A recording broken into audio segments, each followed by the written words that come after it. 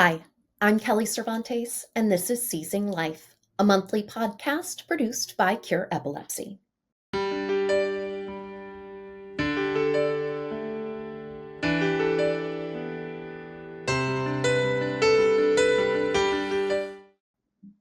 Today on Seizing Life, I'm happy to welcome Mike Gomoll to the podcast. In 2010, Mike's son Joseph passed away just shy of his 5th birthday. He had suffered from a debilitating form of epilepsy called Dravet syndrome. In memory of Joe, Mike created Joey Song, a nonprofit organization and multi-artist concert dedicated to raising funds for epilepsy awareness and research. Mike is here to share Joe's epilepsy story and discuss the creation of Joey Song, its amazing growth, and its evolution into a multi-day, multi-venue music event called the Freezing Man Festival. Mike, thank you so much for joining us today. I am completely and totally unequivocally looking forward to this conversation. We've known each other for years now, Yep. But most of our conversations have revolved around Joey's Song and music and musicians. And I think this is one of the first times that I'm really going to get to do a deep dive with you and get to know your son, Joe. So Yep. I'm looking forward to that. Just to sort of kick things off, introduce us to Joey. Who Sure. was he? What did he love? What are some of your cherished memories? Absolutely. So let's talk about what made him who he was, right? Joe had Dravet syndrome, which is one of those rare pediatric epilepsies that's just the definition of heinous in the dictionary. If you open it up, it just says child with Dravet syndrome, right? And so it made Joe nonverbal, but it did not make him non-active or non-involved or non-engaged. He was the master of his world, and he made sure that everybody that was in it was a part of it. So while Joe's Dravet's made him nonverbal, he could listen and understand music and love music. And that's why we'll get into why our charity is the way that it is as well and what it's called. But for example, if we had people over and Teletubbies came on or Wiggles came on and it was a song Joe particularly liked, he would make sure that everybody got up and danced. And so he would grab everybody's finger and lift them up. And his word for dance was D. So he would just walk around and go, D, D. And he was not happy until everybody was up, standing, and dancing. And, I and, and love so, that so much. yes, he was active in his world. He was bound and determined to control his world. He didn't know his world was uncontrollable, and that's the beauty of children, is they don't know that. Mhm.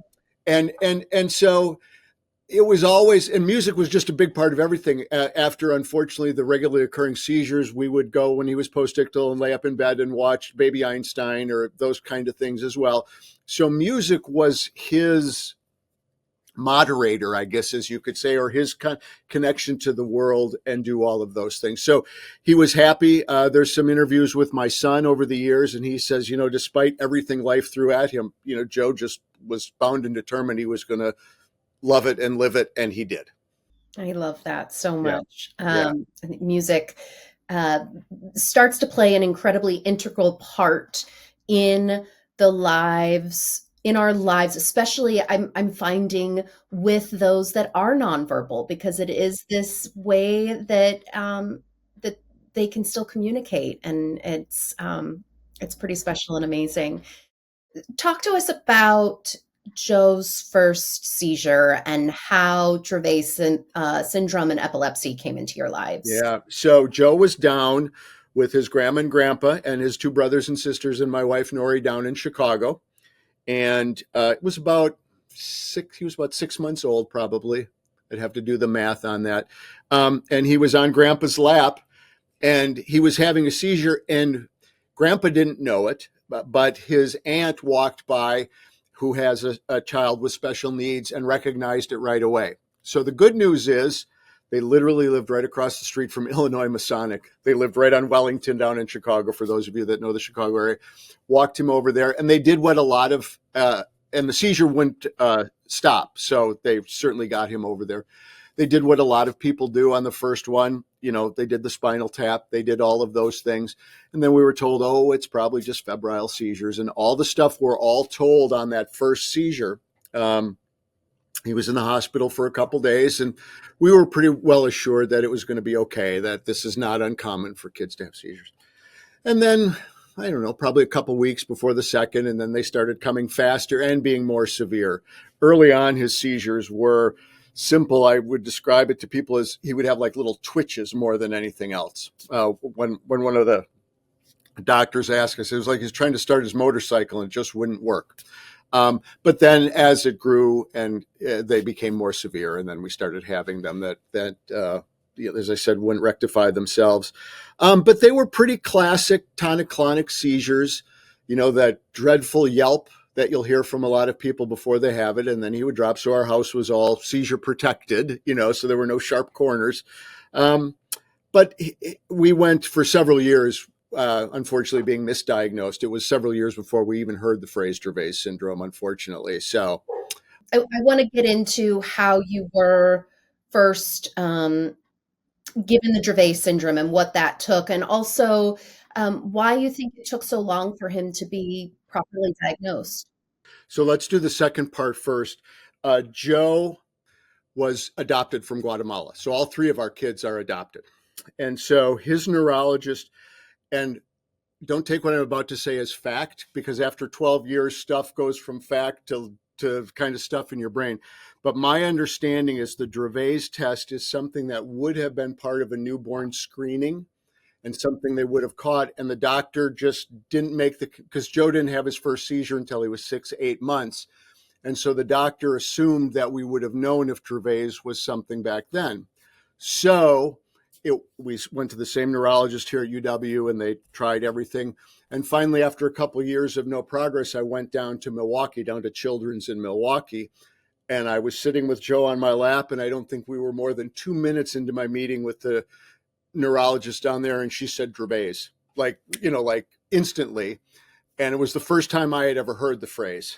And so, as we probably all do and all did at the time, we talked about it for a little bit, got in the car, and I immediately called my wife and I said, start Googling, because it was brand new. Right. But, he had never obviously responded to any medications because he was being misdiagnosed and mistreated. And that was leading to the frustration. And we found out, sadly afterwards, that some of the medicines that he was given in those 3-year period were exact opposite of what he should have been given. It actually made things worse, which is, again, not an uncommon thing as well. So we quickly went from he's got epilepsy, but we'll eventually find a medication, to understanding what it meant to have a child diagnosed with Dravet's. And give us a little layperson background. What is Dravet exactly? Yeah. So as probably a lot of the folks that listen to your podcast know, epilepsy is a spectrum, both in terms of causes and how it manifests itself. Joe's was, I always get the letters wrong in my head. Joe's was the sodium channels in his brain weren't doing the SCN1A variant. It's some combination of those that's letters. The one. Yeah, that he had. That is also the cause of many of the other ones as well. And so Joe would have pretty regular seizures every couple days or so. About every 3 or 4 months, he would have one that wouldn't stop on its own. His timing was immaculate. There's one time I remember he was all dressed up in his coat, ready to go to Grandma's house for Thanksgiving, and literally dropped at the back door. And it was one of those that would not, resolve itself on its own. And so the kids went off to Grandma's house with Mom, and I went into the ambulance with Joe, and we spent the next couple of days in the PICU. So it was it made him nonverbal. The prognosis at the time, I know things have gotten a little bit better with some of the medications, the Epidiolex and some of the CBD stuff that's out there that was not available at the time. The prognosis was not good. He would have needed care his entire life, and he would have continued to be nonverbal. So it's one of those that creates a very special needs child out of it. And since his passing, while I've done a lot of work to try to help find cures, I haven't become an expert on Dravet.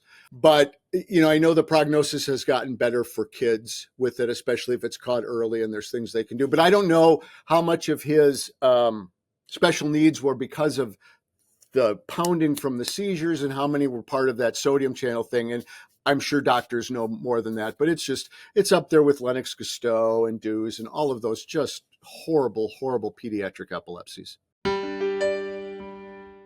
Hi, this is Brandon from Cure Epilepsy. Did you know that 30% of those diagnosed with epilepsy do not respond to current medications? That is why, for 25 years, Cure Epilepsy has been committed to inspiring hope and delivering impact by funding patient-focused research to find a cure for epilepsy. Learn more about our mission and our research by visiting cureepilepsy.org. Now back to Seizing Life. So, Mike, you mentioned that there was a lot of incorrect treatments prior to the Dravet diagnosis. What did the treatments look like once you had the diagnosis? Were any of them effective? What were the side effects like? So this was 2008. And really, at that point, at least in our world, the only thing that was out there was this drug from Russia called stiripentol, was the only thing that was having shown some effectiveness on Dravet.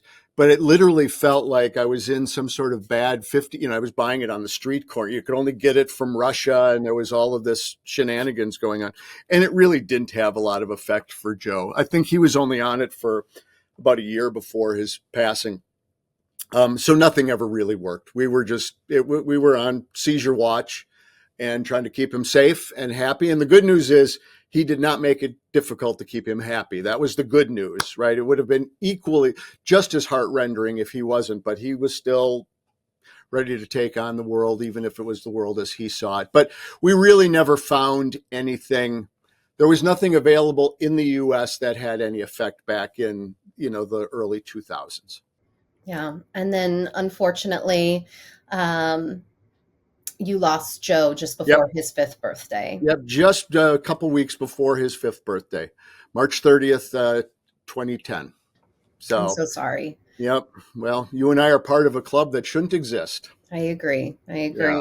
Yep. You mentioned that you adopted 2 other children along with Joe, Julia, and Sam. Correct. Can you talk to me a little bit about the impact of having a brother with disabilities and the impact of his loss as well? Yep. The beautiful thing about kids, especially when they're young, is they only know what they know, right? So they knew that Joe had severe issues, and they knew that having seizures and having the ambulance come by on a regular basis was not how everybody else was living.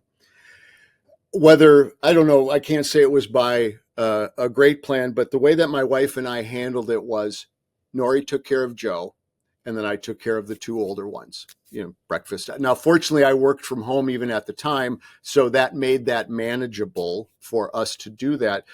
And we did, and again, I'm sure you've heard this 1,000 times, we did everything we could to make their life as normal or regular. I don't want to say normal, but as regular as possible, right? Little League and dance and, all those things that you do with kids.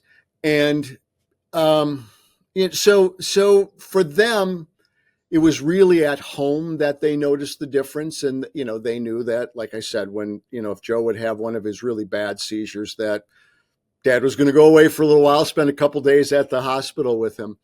When Joe passed, again, I'm going to have to go the calendar in my mind. So Julia would have been 10 and Sam would have been 8. And I don't think it really registered with Sam at 8. Now, I had happened to be down at Disney at the time when Joe passed. So I was with the 2 kids, so got the 10 p.m. phone call kind of stuff, and literally it was then up as we tried to get home. But I think for Sam, it's obviously different now that he's 22 years old, but I think for Sam it was, well, Joe was there when we left and he's not here anymore when we came back. And I don't know the concept of death when you're 8 years old with a sibling. I don't know. Julia was impacted. There were lots of tears. But now both of them have certainly, I think it has made them more empathetic human beings, right? And more understanding of differences.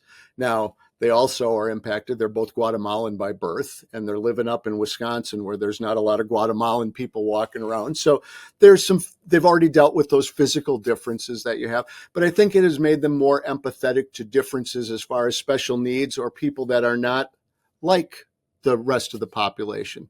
That's my 2 cents on it, but I certainly know now that it has made them active in what we do with the foundation and proud of what we do and help doing that. So I know it's probably cliche, but I couldn't be prouder of the 2 human beings they've become. I love that. So not long after Joey passed, you really started kicking off these fundraising efforts, starting with these compilation CDs. Talk to us about, before we get into the grander Joey song concerts, where the sort of where this all started. Yeah. So I spent my college years here in Madison in the 80s working at a 1,000-seat nightclub in town. So I had been part of the music scene, not a musician, but I was involved in the promotion side of it. And I'm a big music lover. And I had happened to, there was a fella kicking around Madison in those days called Butch Vig. And Butch has gone on to win multiple Grammy Awards and produced Smashing Pumpkins and Nirvana and Foo Fighters and Green Day and his own band Garbage and all that other stuff. So I had a music background, went off to Chicago to live my life and not be a musician. But when we came back to Madison. I met my wife and we came here to raise our family because we wanted to raise it in Madison. Nothing against Chicago, love Chicago, but small town Wisconsin felt a little bit better for us raising a family. And so even when Joe was still with us and we knew the prognosis wasn't good, I had it in my head of what can we do to help the next family? It's still a phrase that we use with Joey's song a lot. But at that point, he had 2 older siblings. We were just trying to make it to bedtime every day, let alone start a new charity, right? But if you put your mind in the Wayback Machine back to 2010, people were still buying CDs, but they were just kind of stopping doing it. It was when streaming was really kicking in. So me, with my immaculate timing, decided to try to make some CDs to sell, right, to raise some money. And so I won't turn this into a TED talk on what's involved in clearing music and how you get music for free. But I started reaching out to contacts that I had, both directly with me and a lot of, hello, my name is Mike, to, info@artistsite.com, can you help? And we started putting out these CDs and, but they didn't sell because nobody was buying music anymore. It just had stopped. But every time we would put out the CDs, we would hold a CD release party, which is also something you did back in the day. And we were making more money off of the live events than we were the CDs. And you get this wild idea that maybe you can turn that release party into a concert. So talk to us about Joey's song, the concerts, before we get into the drastic way it is growing this year, which is so freaking exciting. So the CDs weren't selling, and not through any genius on my part. Again, everything in here is serendipity. It's pure luck. Even a broken clock is right twice a day. We realized that putting on the shows was a better way to make money than doing that. And that's exactly when Butch came back into my life. Garbage did a big show here in Madison, kind of a big big homecoming show. Butch and I reconnected and he said, "What can I do to help?" And I said, have I got some ideas for you? And the first was to just come and play a show, right? He's got a band that's still there today, the Know-It-All Boyfriends, which is him and Chris from Fountains of Wayne and Freedy and Duke Erickson and a bunch of really cool people that are kind of a screw around band. And so I really will get to the answer to your question of how did it turn into what it is today. So they came and did a show. They would do covers, just a cover show with the 5 of them. And that was it. But that week, Butch was doing some promotion for the show. And he did a radio interview or something with a columnist. And my phone starts blowing up. I'm getting calls from everybody. Who's coming? Who's coming to the show? And I'm like, Butch and Duke. I named the artist. They said, no, in the paper. He had done his good P.T. Barnum. And in talking to things, said, you never know who's going to show up at a know-it-all boyfriend show. So everybody immediately goes through the list of all the people Butch has worked with: Dave Grohl, Billy Corgan, Billy Joe Armstrong, blah, blah, blah, blah, blah.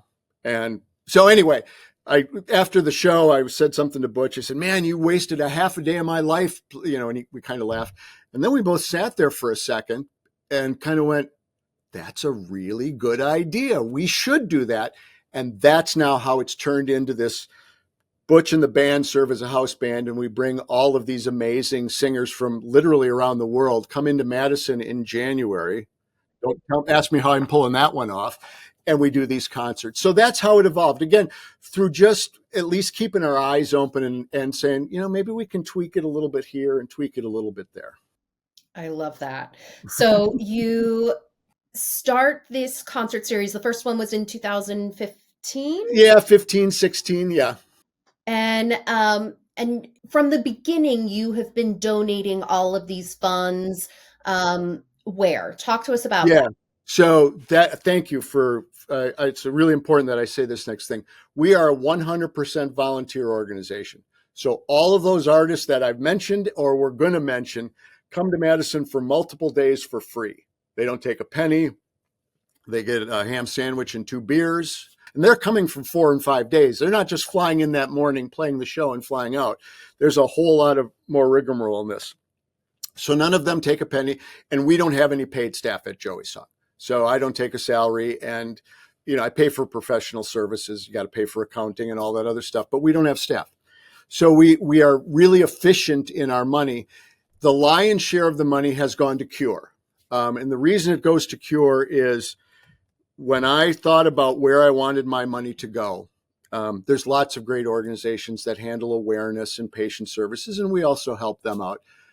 But the biggest difference in my son's life would have been if somebody 10 years before had started, right, working on a cure and treatments that were effective.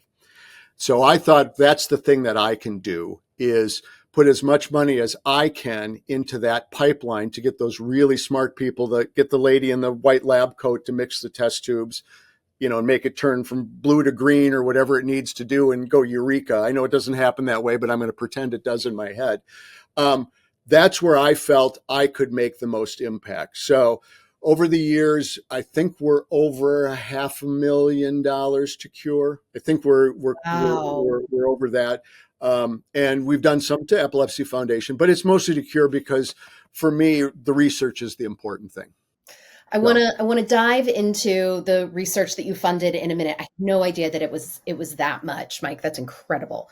But first, I want to get back a little bit. I wanted everyone to understand that this is entirely volunteer and what this money is going for, because I think that helps make what Joey Song has become that much more special and that much more meaningful, because the event in and of itself is amazing.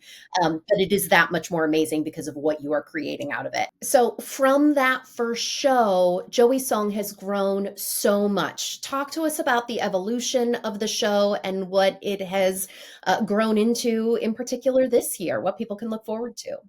So besides wanting to raise as much money as possible, which is the ultimate goal, and I have to keep reminding myself of that because it is kind of fun too. One of the reasons why we've had to expand it from 1 show to, wait for it, 6 shows. Yeah, exactly. Is because everybody keeps coming back, right? And that's, I will sprain my elbow a little bit, patting myself on the back for that. I think it's because, first of all, the cause, it means something. And as you well know, it's amazing how many people are truly affected by epilepsy when you discuss it. I mean, we've all of us in the community have the story of, you can't fill up your car without somebody, they see my shirt. Oh yeah, the epilepsy. My brother has epilepsy, right? So part of it is the cause, but part of it is, and you're married to one, artists by their nature want to emote. They want to tell you how they're feeling or how the writer of the song is feeling. And so they are emotional people by nature, and they're communicative people by nature.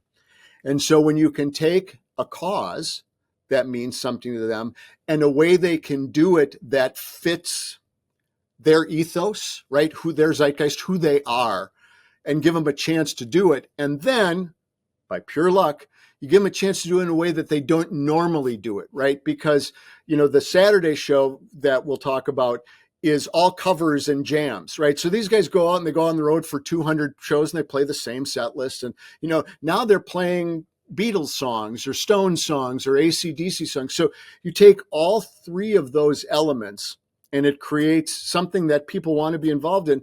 And the reason we had to expand it to all these shows is I've got people flying, like Jane Weedland from the Go-Go's is flying in from Honolulu to Madison in January to do this. You've got all these people that are coming in and you don't want them to just sing one song, right? Because the last one we did in January of 2024 was 4.5 hours. We got a cease and desist letter from Springsteen that we were going way too long. And if we didn't cut this out, there was going to be some trouble.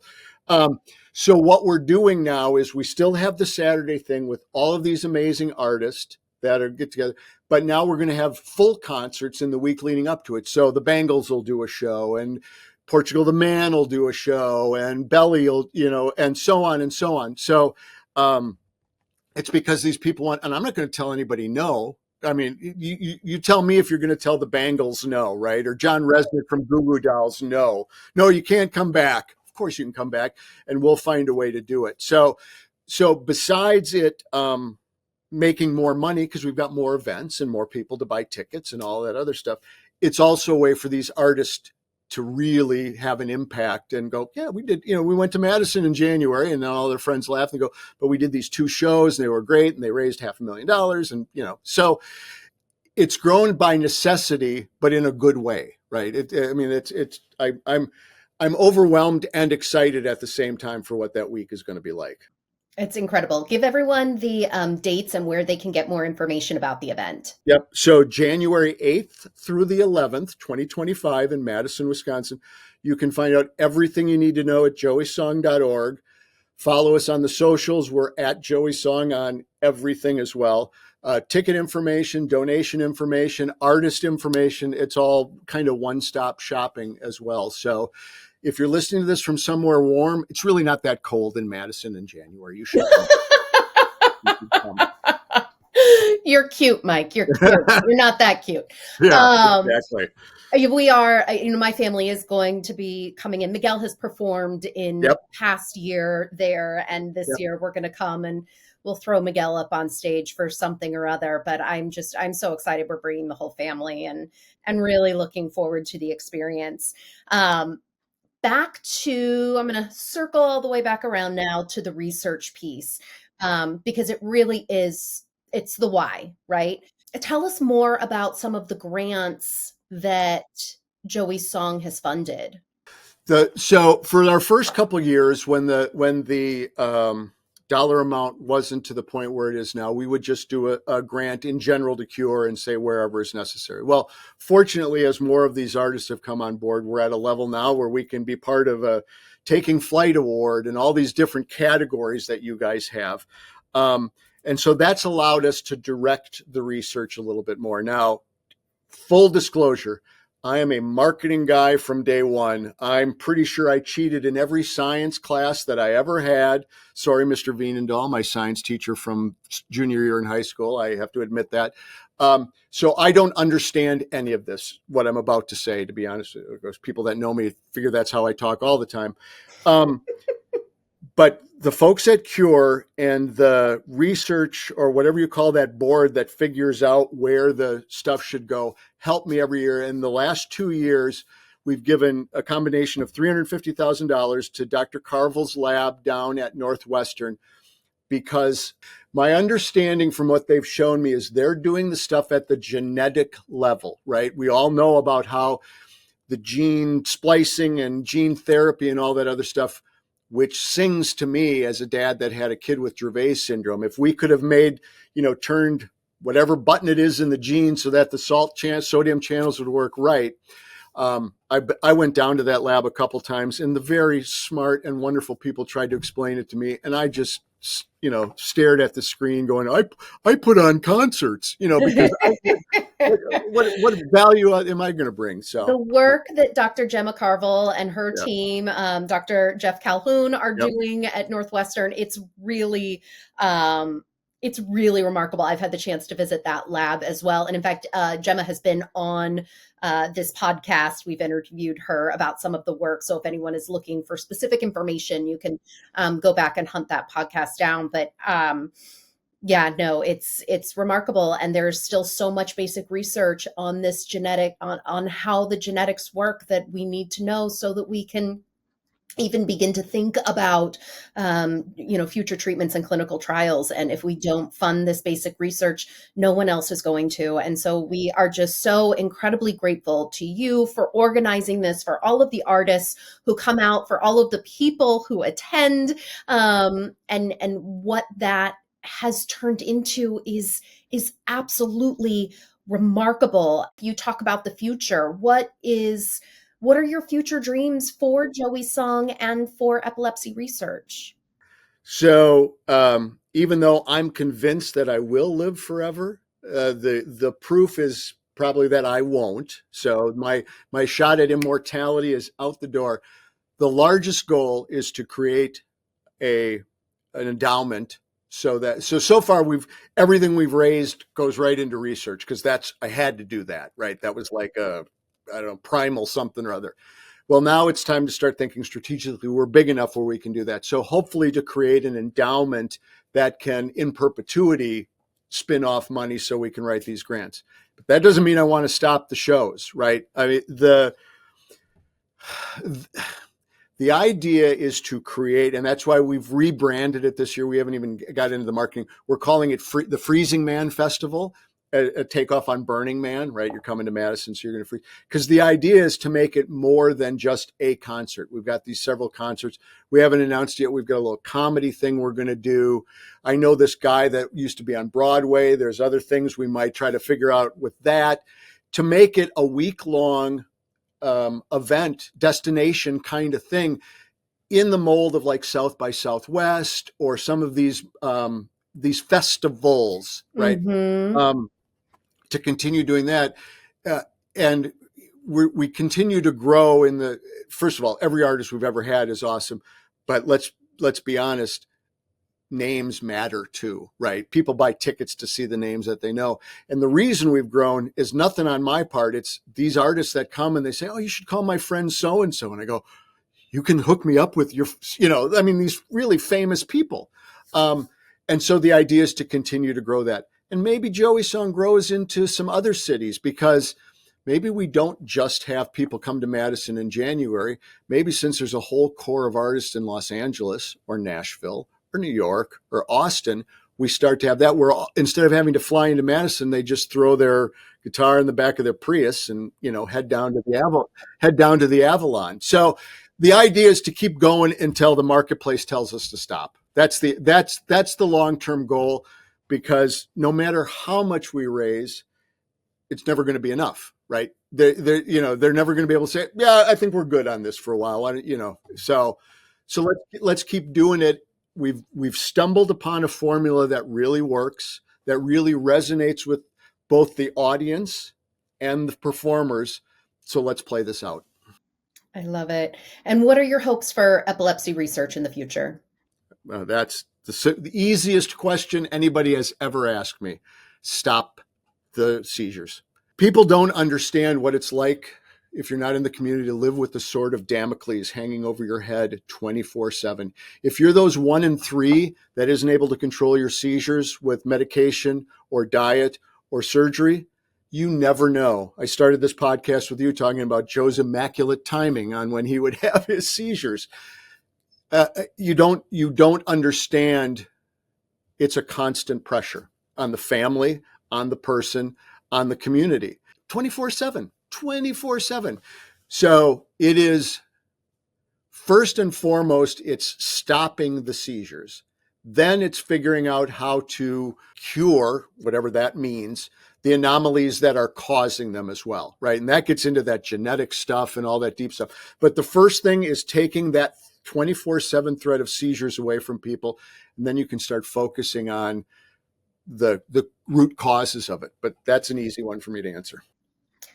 Mike, you are amazing. I am a firm believer that things don't happen for a reason, but that we can make reason out of the things that happen. And Joey's song is an amazing thing to create as a legacy to Joey. I know that none of it will ever be worth it, but it is a beautiful thing that you're doing, and we are so incredibly appreciative to you and to your family, and hold Joey in our hearts forever and always. Mike, well, Kelly, you so and Miguel, as I said, belong to a club that nobody should belong to. So we know that, and you deserve equal praise because you and your husband have poured your heart into in the same way that we have. It's like there's other the phrase I use with people: somebody today is getting a really crappy diagnosis, and I want them to know that there's some people out there that are trying to figure that out. And if we can do that, again, nothing will bring your ladybug back, and nothing will bring Joey back. But we can stop other people from joining this club that you and I would so desperately like to not be members of. Amen. Yep. Thank you so much. Thanks, Kelly. See you in January. See you in January. Thank you, Mike, for sharing Joey's story and your journey as an epilepsy advocate and fundraiser. And thank you for all that you've done and continue to do through Joey's song to support epilepsy research. As Mike noted, only research will lead us to a better understanding of epilepsy, improve therapies, and ultimately cures. From our founding in 1998, Cure Epilepsy has always been focused on research. Our mission is to fund breakthrough research that will transform the lives of people with epilepsy as we lead the search for a cure. If you would like to help us achieve our goal of a world without epilepsy, please visit cureepilepsy.org/donate. Thank you.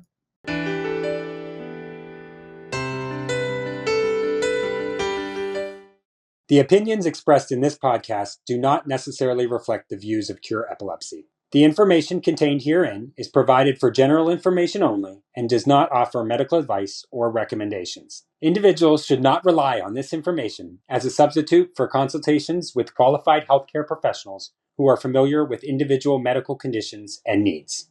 Cure Epilepsy strongly recommends that care and treatment decisions related to epilepsy and any other medical conditions be made in consultation with the patient's physician or other qualified healthcare professionals who are familiar with the individual's specific health situation.